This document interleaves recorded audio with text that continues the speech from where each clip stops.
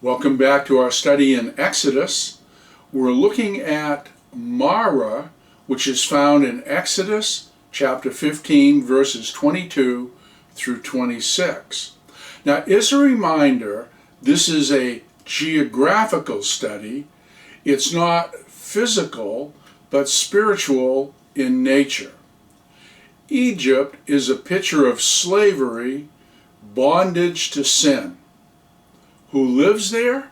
The unsaved, those under the wrath of God. Canaan is a picture of the promised land. It's not heaven, but it is Christian victory here and now. It's a picture of the Spirit-filled life. Yes, it is a place of walled cities, enemies, and giants. But listen, it's a place where we do not win victories, but rather we claim the victories already won by Jesus. 2 Corinthians chapter 1, verses 8 through 10 put it this way. We do not want you to be uninformed, brothers and sisters, about the troubles we experienced in the province of Asia. We were under great pressure, far beyond our ability to endure, so that we despaired of life itself. Indeed, we felt we had received the sentence of death. But this happened that we might not rely on ourselves, but on God, who raises the dead. He has delivered us from such a deadly peril, and He will deliver us again. On Him we have set our hope that He will continue to deliver us. 2 Corinthians 4, 8 and 9. We are hard pressed on every side, but not crushed. Perplexed, but not in despair. Persecuted, but not abandoned. Struck down, but not destroyed. The wilderness is a picture of Christian defeat, a place of discouragement. Who lives there? Well, backsliders and newborn Christians. What characterizes their lives? Well, they grumble, complain, blame others, and find fault. We are to use these travels as our example according to 1 Corinthians 10, verses 6 through 13. Now these things took place as examples for us, that we might not desire evil as they did. Do not be idolaters as some of them were. As it is written, these people sat down to eat and drink and rose up to play. We must not indulge in sexual immorality as some of them did, and 23,000 fell in a single day. We must not put Christ to the test as some of them did and were destroyed by serpents, nor grumble as some of them did and were destroyed by the destroyer. Now these things happened to them as an example, but they were written down for our instruction, on whom the end of the ages has come. Therefore, let anyone who thinks that he stands take heed lest he fall. No temptation has overtaken you that's not common to man. God is faithful, and He will not let you be tempted beyond your ability. But with the temptation He will also provide the way of escape, that you may be able to endure it. In Exodus, we have and will study a number of stops in the wilderness. Each stop relates to your life. Was the wilderness meant to be home for the nation of Israel? No. The wilderness is not your home. You and I are just passing through. The wilderness is a desert. You encounter scorching heat, burning sand, thirst, hunger, heartache, weariness, and exhaustion. chapter 15, verses 1 through 21, Israel sings a praise to God, praise regarding what God has done and will do. Now, if we take a look at verses 14 and 15 and compare them with some verses in Joshua chapter 2, it reads as follows. The peoples have heard, they tremble. Anguish has gripped the inhabitants of Philistia. Then the chiefs of Edom were dismayed. The leaders of Moab, trembling grips them. All the inhabitants of Canaan have melted away. Rahab said to the men, I know that the Lord has given you the land, and that the terror of you has fallen on us, and that all the inhabitants of the land have melted away before you.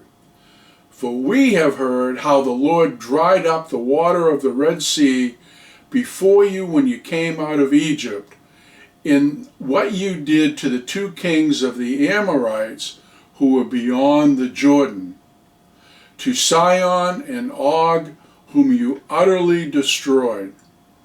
When we heard of it, our hearts melted, and no courage remained in any man any longer because of you. For the Lord your God, He is God in heaven and above and on earth beneath. They said to Joshua, Surely the Lord has given all the land into our hands. Moreover, all the inhabitants of the land have melted away before us. Now it came about when all the kings of the Amorites, who were beyond the Jordan to the west, and all the kings of the Canaanites, who were by the sea, heard how the Lord had dried up the waters of the Jordan before the sons of Israel, until they had crossed, that their hearts melted, and there was no spirit in them any longer because of the sons of Israel. Now Rahab might have asked, Where have you been? What have you been doing for 40 years? It's kind of a haunting question for us. When you were saved, did you sing, Everything is coming up roses? Everything is going my way? Well, if so, for how long? See, Marah is a crisis stop. It's a matter of survival. Why?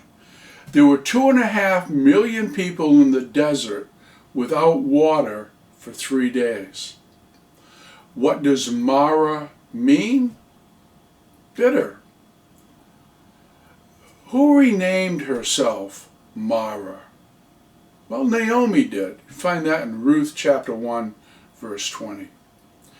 Have bitter things happened in your life since accepting Jesus? You know, life is a balancing act between Psalm 16:11, in thy right hand are pleasures galore, in John 16:33, in this life you shall have tribulation. Does our faith set us free from trouble? No, it sets us free in trouble. Are we promised a bed of roses? 2 Timothy 3:12 says, all who desire to live godly in Christ Jesus will be persecuted. But, 1 John 4:4, greater is he who is in you than he who is in the world.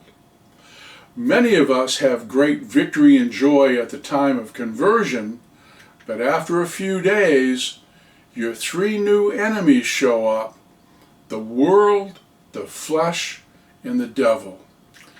Discouragement will come. Satan comes along and says, see what you get for becoming a Christian? Marah is a picture of discouragement, and discouragement unchecked becomes bitterness. 2 buffaloes are home on the range. One looks at the other and says, what is that? The other buffalo says, I'm not sure, but it looks like it's coming this way. As they continue to watch, they're able to make out a cowboy on a horse riding very fast towards them. When he gets to them, he comes to a screeching halt, jumps off his horse, walks up to the two buffalo and says, "You guys are so ugly, you'd have to sneak up on water to get a drink. Your breath is so bad I could smell you a mile away. Your fat heads are too big for your body. Your horns look like two ice cream cones. Your legs look like spaghetti, and your tail looks like a piece of twine." He gets back on his horse and rides away. The buffaloes watch him. And finally, one buffalo says to the other, "You know, I think we just heard a discouraging word."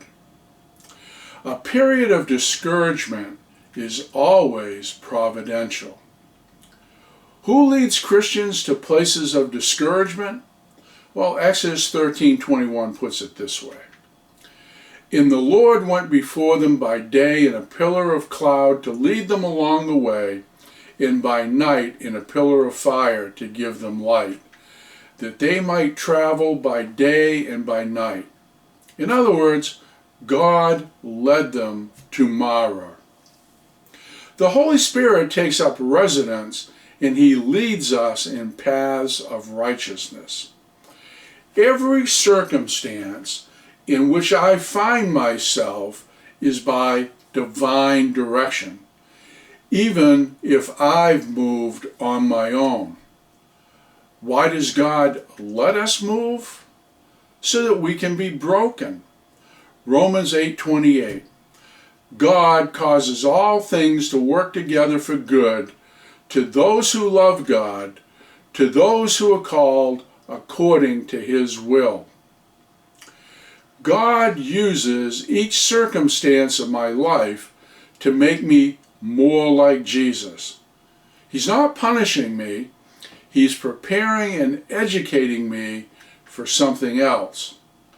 Even in my lostness, He was developing me providentially.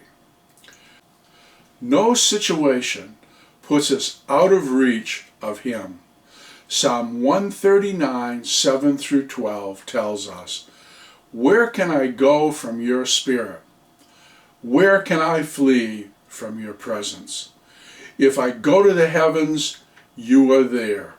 If I make my bed in the depths, you are there. If I rise on the wings of the dawn, if I settle on the far side of the sea, even there your hand will guide me. Your right hand will hold me fast. If I say, surely the darkness will hide me, and the light become night around me, even the darkness will not be dark to you. The night will shine like the day, for darkness is as light to you."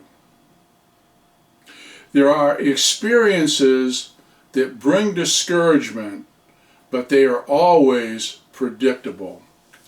After a great blessing, everything's coming up roses, everything's going my way, and then it all comes crashing down. Elijah confronted the 450 prophets of Baal on Mount Carmel. You can read about that in 1 Kings 18. And God gives him a great victory.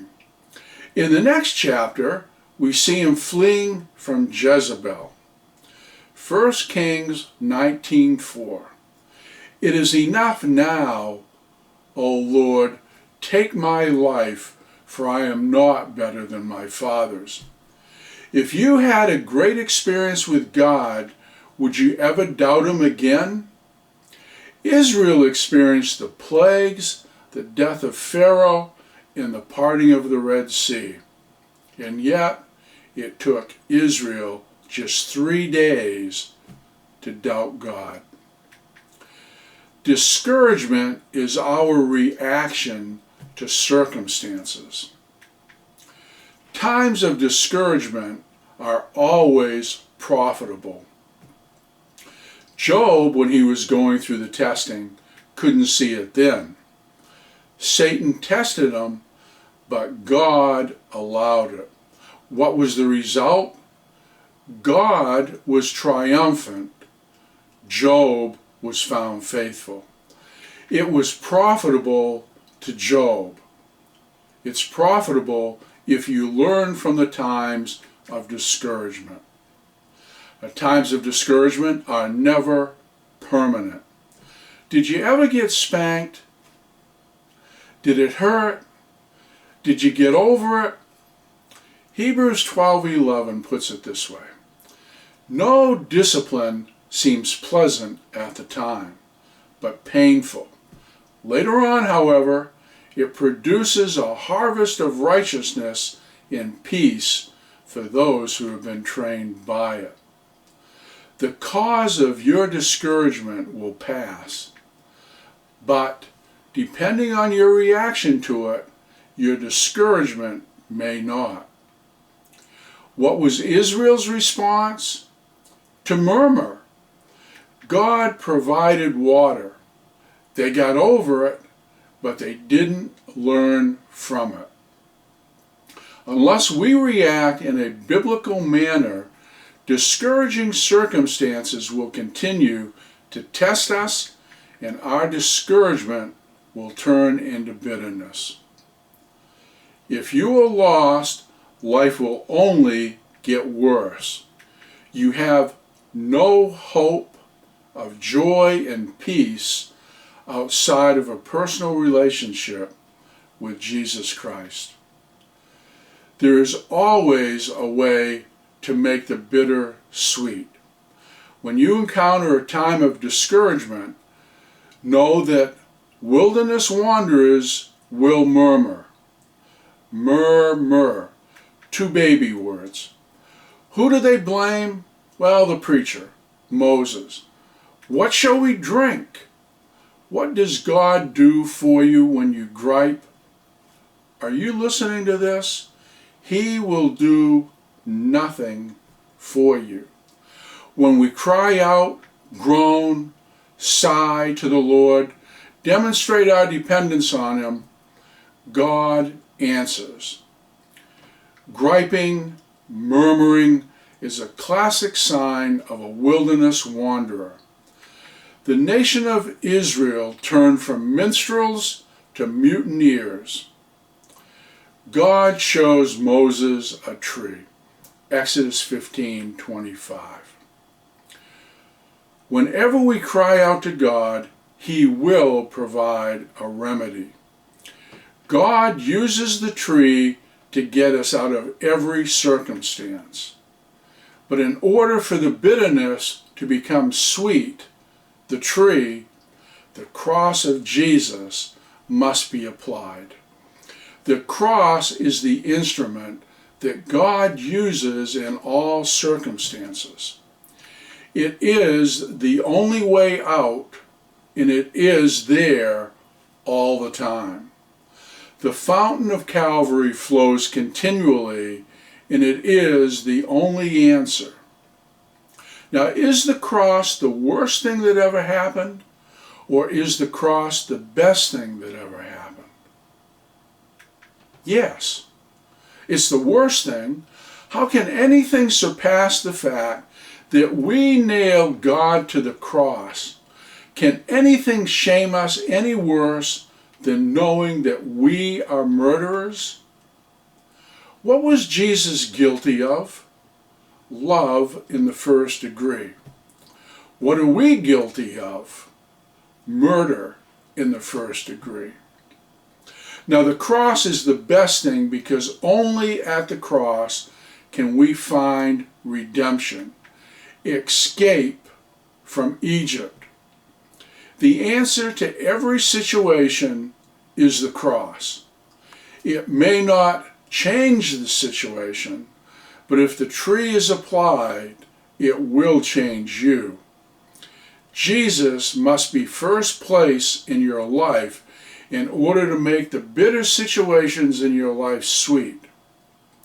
Is there joy in life without Jesus? Joy is not an emotion. Happiness is an emotion. Joy is an act of the will. When Satan comes around, tell him that you've read the last page of the Bible and we are with God and he isn't. You might say, I don't feel joy. You didn't get saved by feeling something. I feel warm in my tummy, I must be saved.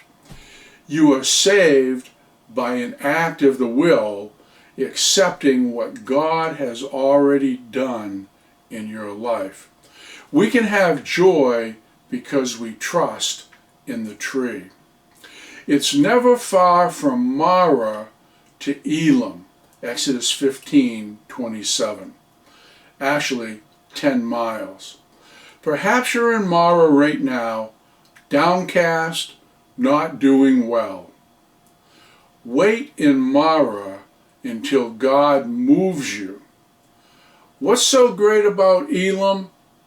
It had 12 springs and 70 date palms, a picture of the satisfaction God gives along the way, even though they're in the wilderness. It is a place of abundance of shade and refreshment, an oasis. It was a vacation, even though they had only been gone 1 month. The purpose of a vacation is change, healing, restoration, relaxation. Israel needed a change after Marah. It's a calamity to stop and stay at Marah, but it is also wrong to stay in Elam. The destination is Canaan, where there is victory over enemies. After discouragement, Elam. After Elam, the spirit-filled life of Canaan, where we are crucified with Christ, and yet it is not I who lives, but Jesus who lives in me. Not sure if you're in the wilderness or in the promised land? You may think that you're in the wilderness because you encounter moments of discouragement, fear of darkness. But remember, in the promised land, there are walled cities, giants, and enemies. When these moments come, you can determine where you are based on your reaction to them. Is your first reaction to gripe or to pray? To look to your own strength or to admit your helplessness? Do you become ensnared with bitterness, guilt, phobias, or turn to alcohol, drugs, or other addictions? Or do you cry out to God in a spontaneous response to an urgent need? God, you must do it. Hebrews 12:1-3 says, Therefore, since we are surrounded by such a great cloud of witnesses, let us throw off everything that hinders and the sin that so easily entangles, and let us run with perseverance the race marked out for us, fixing our eyes on Jesus, the pioneer and perfecter of faith.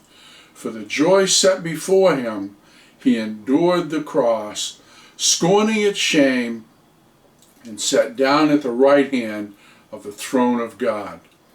Consider him who endured such opposition from sinners, so that you will not grow weary and lose heart. Thank you for joining me. Continue on with the next lesson, manna.